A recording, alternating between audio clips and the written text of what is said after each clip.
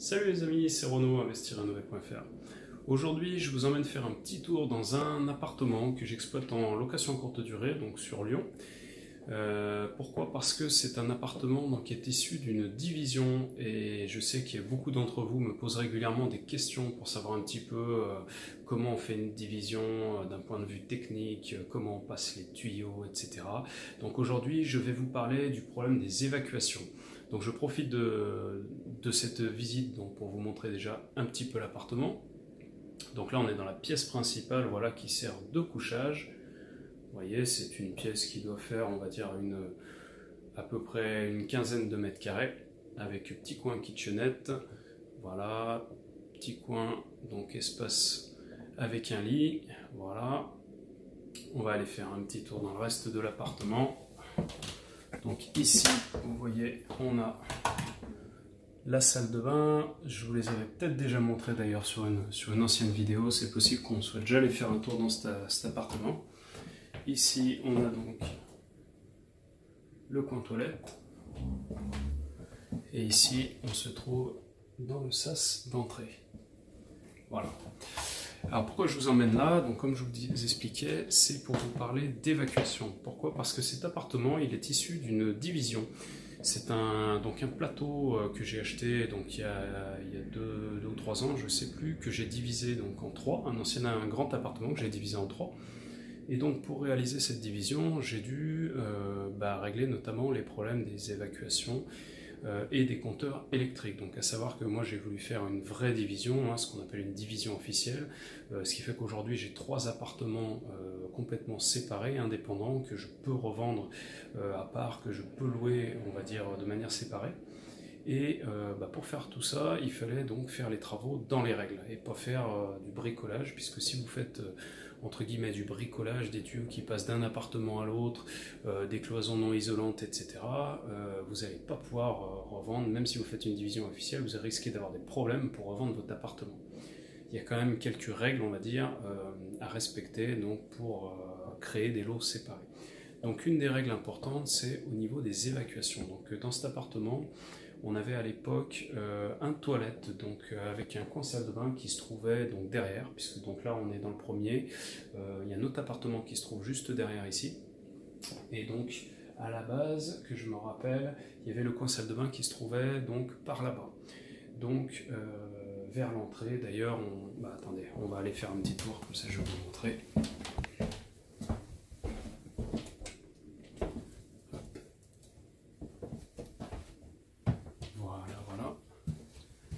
L'ancien WC qui se trouvait par ici. Voilà ici la colonne d'évacuation principale, qui récupère les évacuations donc, de l'étage des autres appartements de l'immeuble et qui descend donc au niveau du dessous. Donc cette colonne, en fait, tout simplement, elle arrive là-dessous. Et bien, en fait, là, actuellement, juste en dessous de nous, on est sur un faux plancher. Je me trouve actuellement sur un plancher qui a été surélevé d'à peu près 25 cm, de façon à pouvoir passer tous les tuyaux dessous. Donc, vous voyez l'évacuation qui se trouve là-bas. En fait, il y a un tuyau qui part en dessous, qui longe tout droit, qui va récupérer un appartement, donc le troisième qui se trouve juste derrière, qui va récupérer la salle de bain qui est donc juste en face ici, et qui va récupérer les toilettes de l'appartement du fond, dont on a deviné la porte tout à l'heure, qui se trouve par là-bas. Voilà. Alors, on va revenir dans la pièce principale, ça sera plus facile pour la vidéo. Donc en fait, cette estrade, vous la voyez, on la devine ici tout simplement. J'ai créé 2 marches.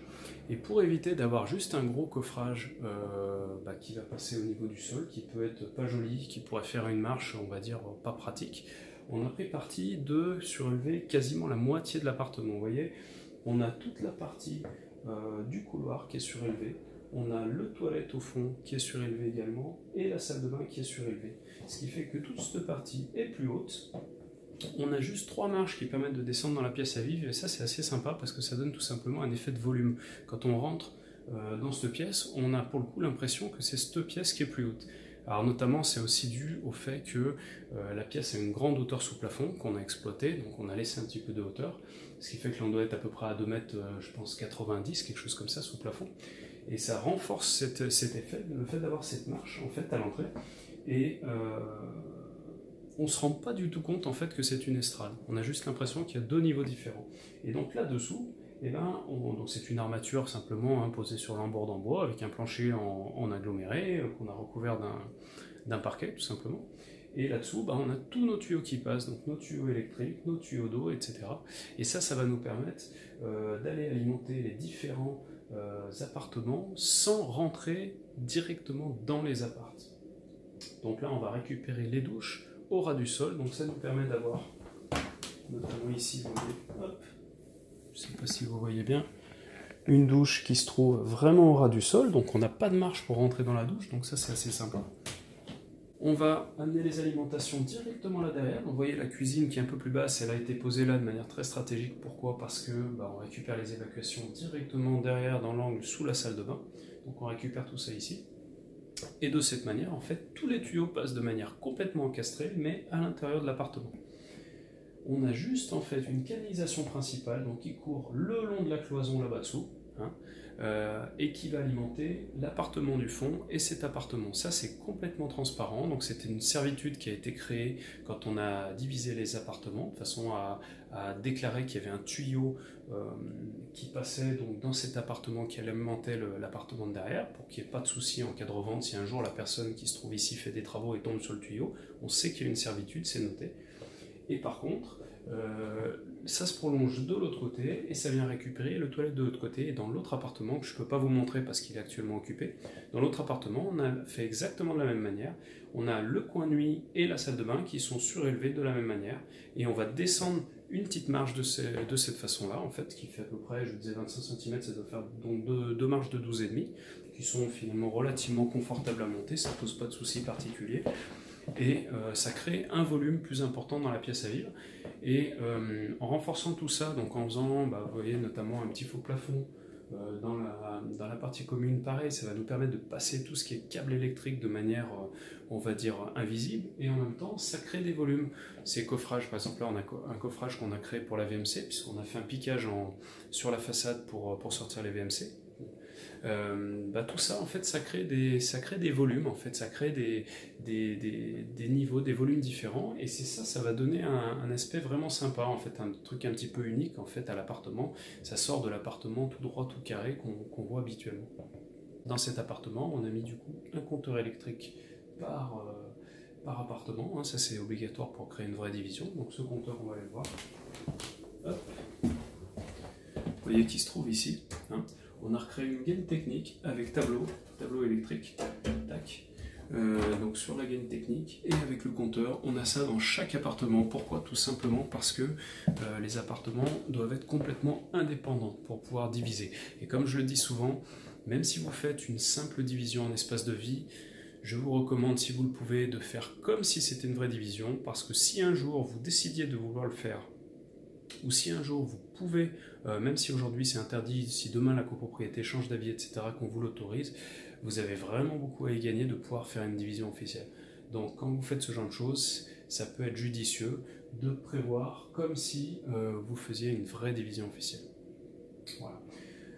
Du coup, pareil, le compteur électrique, on a la colonne de l'immeuble qui se trouve juste en fait dans le couloir, dans l'entrée, et on va avoir simplement en fait un compteur dans chaque partie, comme si c'était des appartements complètement différents. Donc le compteur, ça, vous en occupez pas, c'est vous allez demander un devis à Enedis, en fait, anciennement à RDF, c'est eux qui vont venir installer ça. Donc d'abord, ils vont faire passer un technicien qui va vérifier si c'est possible, si la colonne électrique est suffisamment puissante pour pouvoir rajouter des compteurs et des lignes supplémentaires. Et puis, il va vous faire un devis. Donc, là, en règle générale, ça coûte entre 1000 et 1500 euros par appartement, par compteur. Ça peut être un peu plus si jamais il y a beaucoup de câbles à tirer, la longueur, etc. Mais souvent, ce qui va poser le plus de soucis, c'est de savoir juste si la colonne de l'immeuble est assez costaud et assez dimensionné en fait pour le supporter. Voilà.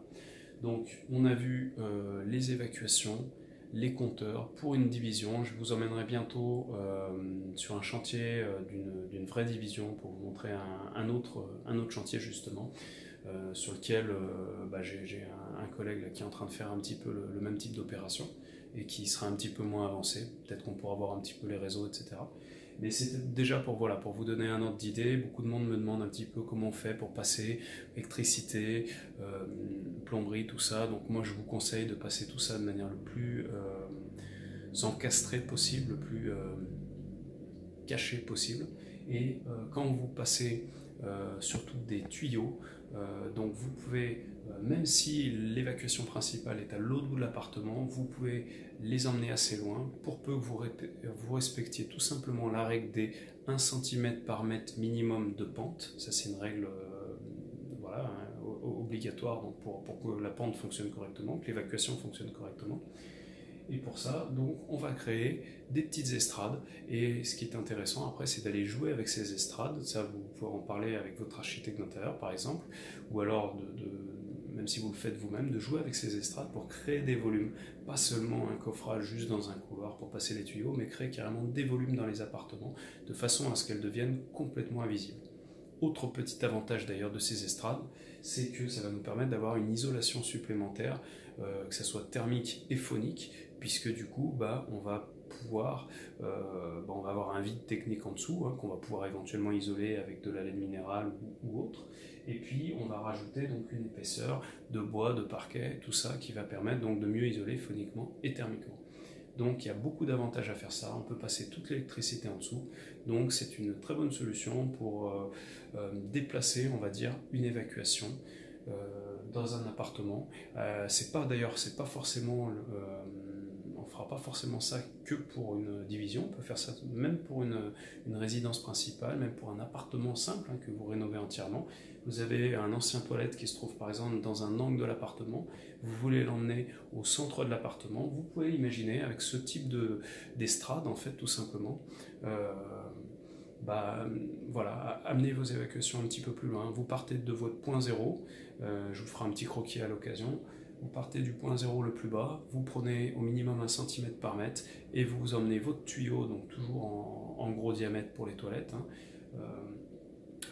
à l'endroit désiré, c'est ça qui va vous donner la hauteur de votre estrade.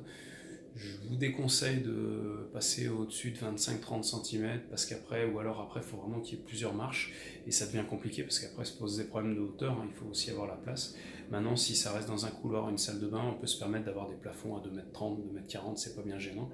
Et par contre, vous voyez, ça fait un côté sympa et ça permet surtout de pouvoir passer tout ce qu'on a passé en dessous. Voilà, petite vidéo rapide donc pour vous parler un petit peu de ça. J'en ferai une un petit peu plus approfondie quand on aura l'occasion sur un chantier vraiment de passer les réseaux. Donc restez attentifs, inscrivez-vous sur le blog pour être au courant des nouvelles vidéos. Vous pouvez également vous abonner à la chaîne YouTube. Et puis je vous dis à très bientôt dans une prochaine vidéo. Ciao!